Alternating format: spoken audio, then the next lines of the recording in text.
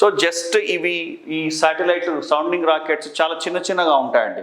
Just కొన్ని మన ఒక చేతి పొడవు మాత్రమే ఉంటాయి. 1 మీటరు, 1 మీటరు, 1.5 మీటర్ ఈ రేంజ్లోనే ఉంటాయి సౌండింగ్ రాకెట్స్. పెద్దగా మీటర్ల కొద్దీ అట్లా ఉండవు. ఈజీగా క్యారీ చేయొచ్చు. వాటిని దేని కొరకు టెస్ట్ చేస్తారు ఆ రాకెట్స్ని అంటే, సో కొత్త టెక్నాలజీని చూసుకోవడానికి, డెమాన్స్ట్రేట్ చేయడానికి, ఫ్యూయల్ గురించి ఇన్ఫర్మేషన్ తెలుసుకోవడానికి, తర్వాత నెక్స్ట్ అట్మాస్ఫియర్కి సంబంధించింది ఏదైనా ఇన్ఫర్మేషన్ రావడానికి, సో వాటి కొరకు సౌండింగ్ రాకెట్స్ని వాళ్ళు చేయడం జరుగుతుంది. దీంట్లో ఘన ఇంధనం ఉంటుంది. మనం కొన్ని సౌండింగ్ రాకెట్స్ చూద్దామండి.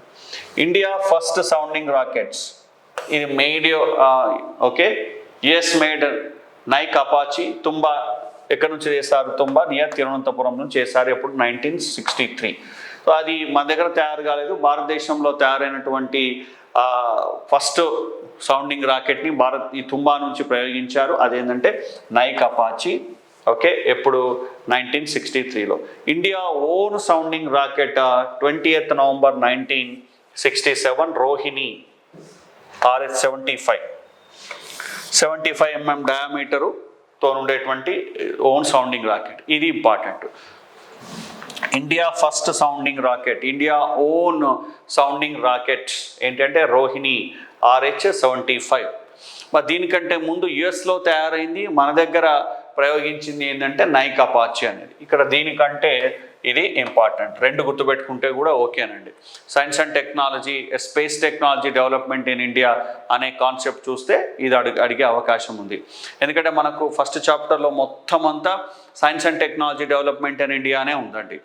కాబట్టి వాటిలో భాగంగా India first own sounding rocket యొక్క ఇంపార్టెన్స్ ఏంది, ఎక్కడి నుంచి ఎర్లియర్ టెస్ట్ చేశారు, so India own sounding rocket ఏంటి, ఇది ఇంపార్టెంట్. చూడండి, ఇది RH-75 Rohini RH-75 India first sounding rocket. ఎప్పుడు 20th November 1967.